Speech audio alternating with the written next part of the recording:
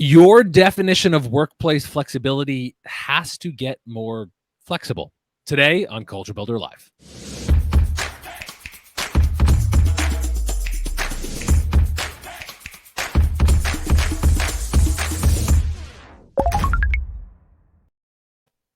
Hey, I am Chris Wink, the CEO and co-founder of Technically, the news organization with a community of technology professionals.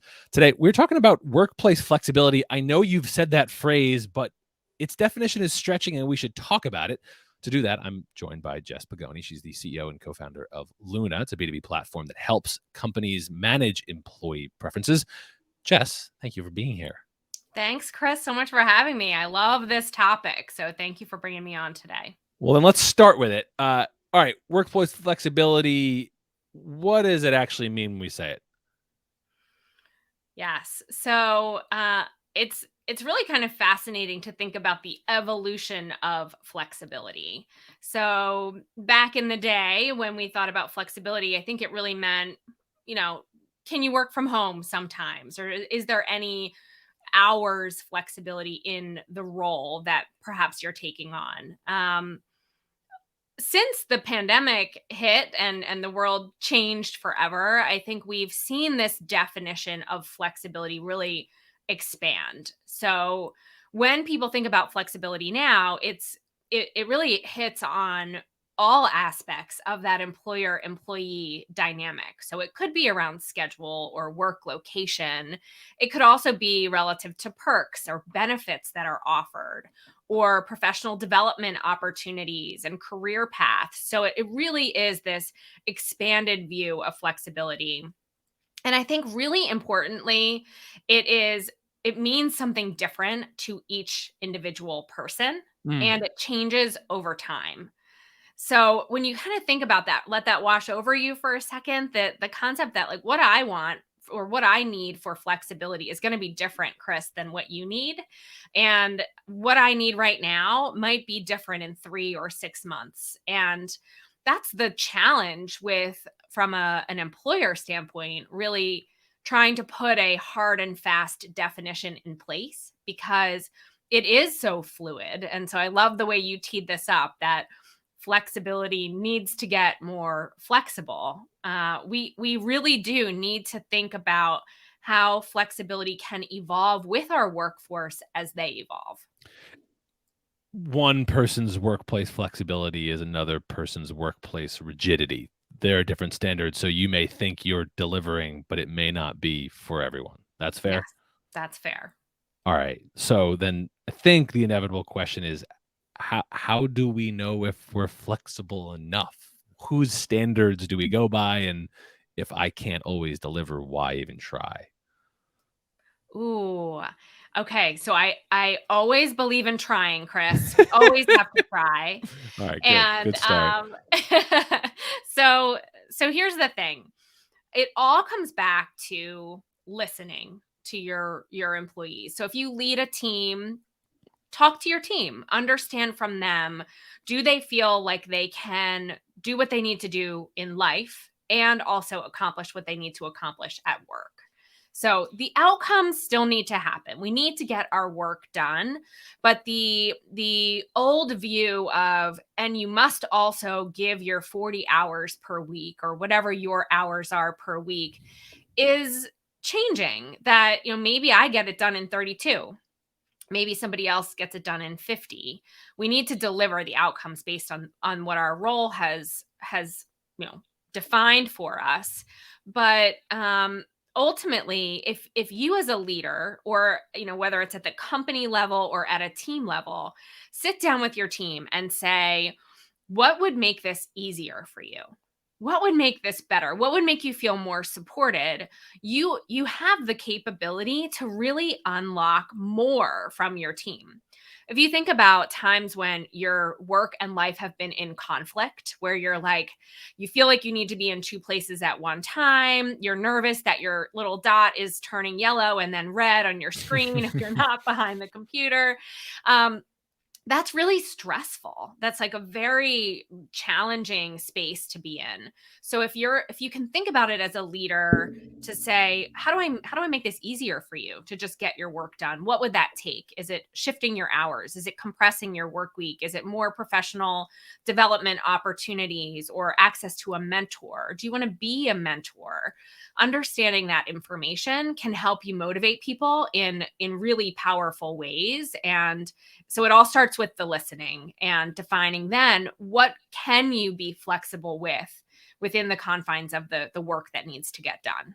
And embedded in that is this is a negotiation insofar that there may be points of flexibility you feel you are unable to meet, because at the end of the day, not everyone is a fit at every organization, and that's okay. The point is stretch yourself into where you're at your best, but you might not be a fit for everyone. Yeah, that may be an Yeah. uncontroversial statement to say, I hope. I hear you. So this should be a win-win for the company and for the employee. That's the balance everyone's trying to strike. That it's you're still able to deliver the results you want to deliver as a business, but you're doing it in a way where the people at your organization can be happier, better supported, less burnt out, more engaged, all the good things that you're looking for within your organization. So you don't have to be everything to everyone. That's chaos to say, do whatever you want. This is a free for all. That would be really overwhelming for any leader to try to implement or any company to implement. The structure really is the key to flexibility. And I Mm. talk a lot about structured flexibility that creates the opportunity to scale, that creates the opportunity to set really clear and transparent expectations between employer and employee.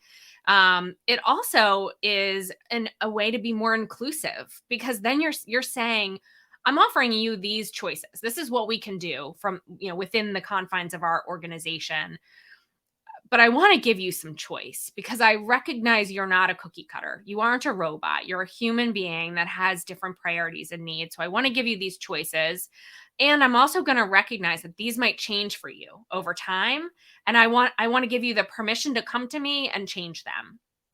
I will note a couple of comments came through, including Edward, who notes the very clear and obvious point: flexibility is new normal. I know new normal is a phrase many of us were resisting, but I think Edward's point is well taken that the relationship has changed. There was good research that technically has recently reported on, noting that when pressed for what their top priority was, a slightly higher percentage of professionals were prioritizing workplace flexibility over compensation, even Yep. noting that yes, you have to meet what the salary is, but folks are factually willing to take a discount on what their maximal salary can be if they get time back, which maybe sounds obvious because essentially it's all of what we do is trading time for money in some version, and that's folks are willing to trade that. So Edward, thanks for that, and the other folks that built on that.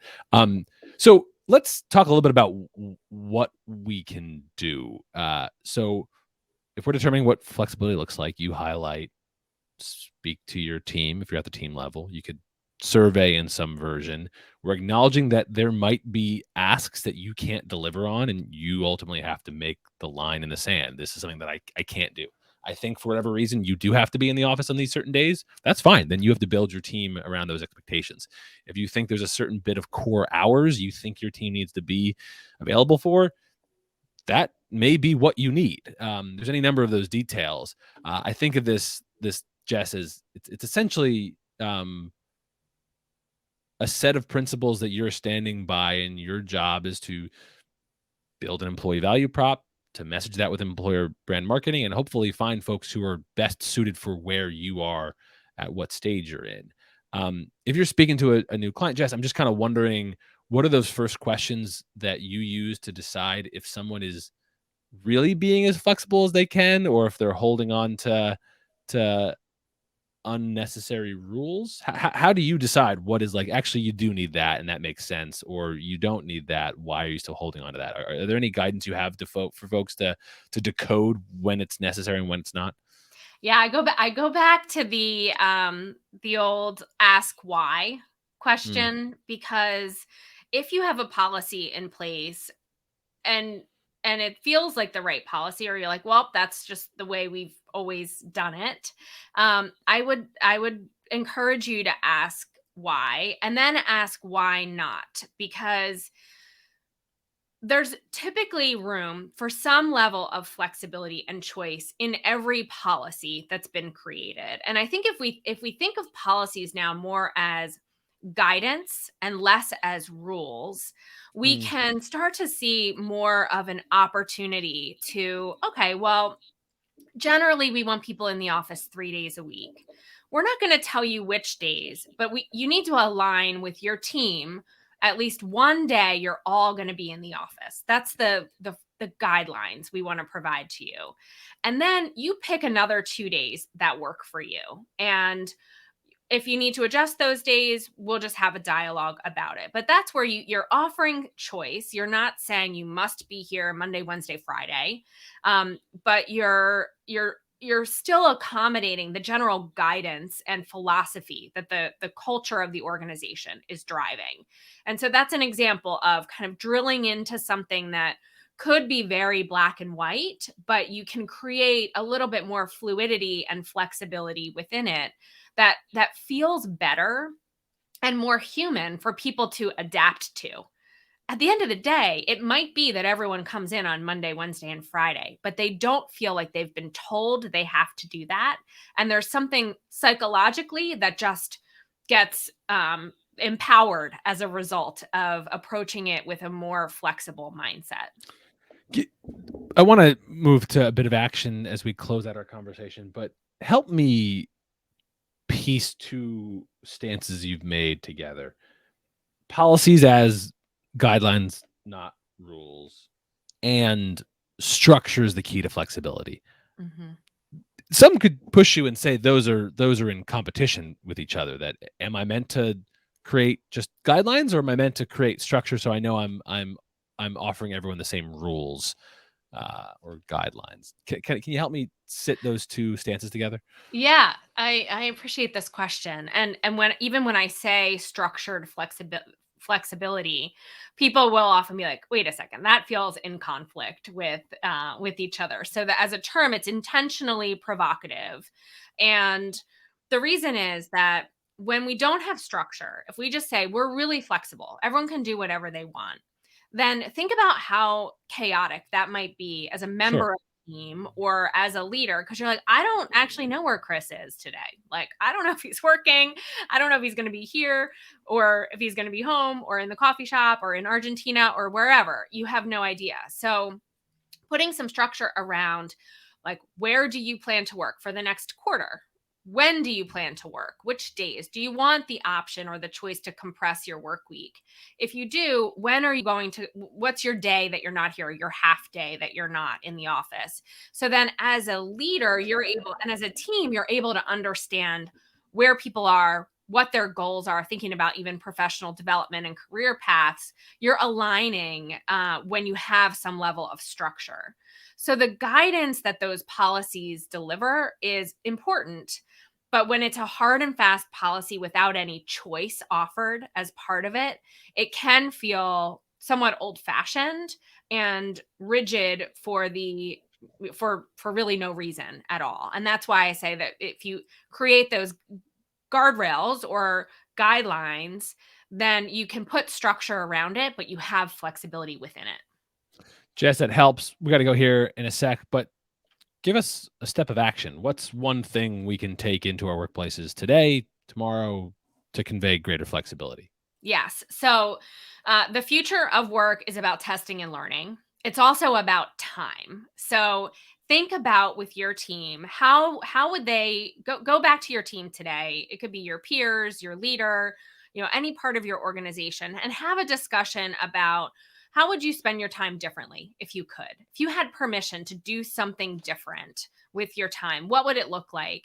And then try to implement that choice or that opportunity for your team. Maybe it's a couple of weeks, you give everybody the chance to compress their work week to 9-hour days and 1 half day, or you get everybody connected with a peer mentor within your team, and you try it out and you see, is this an effective and valuable way for us to be spending our time? And if not, then you can try something different, but at least you're testing and learning and evolving to what your workforce is asking for. You're helping people feel heard, seen, and you're definitely innovating as we continue to trend through what the future of work is bringing us. Jess, thanks for that tip. That's Jess Podgajny, the founder and CEO of Luna. Jess, thanks so much for being here. Chris, thanks for having me. It's been great. It's been great. That's this week's Culture Builder Live, tips and lessons on how workplace flexibility is changing. We'll see Jess Podgajny in the future. We'll see you next week at Culture Builder Live. Thanks so much. See you guys. Bye, everybody.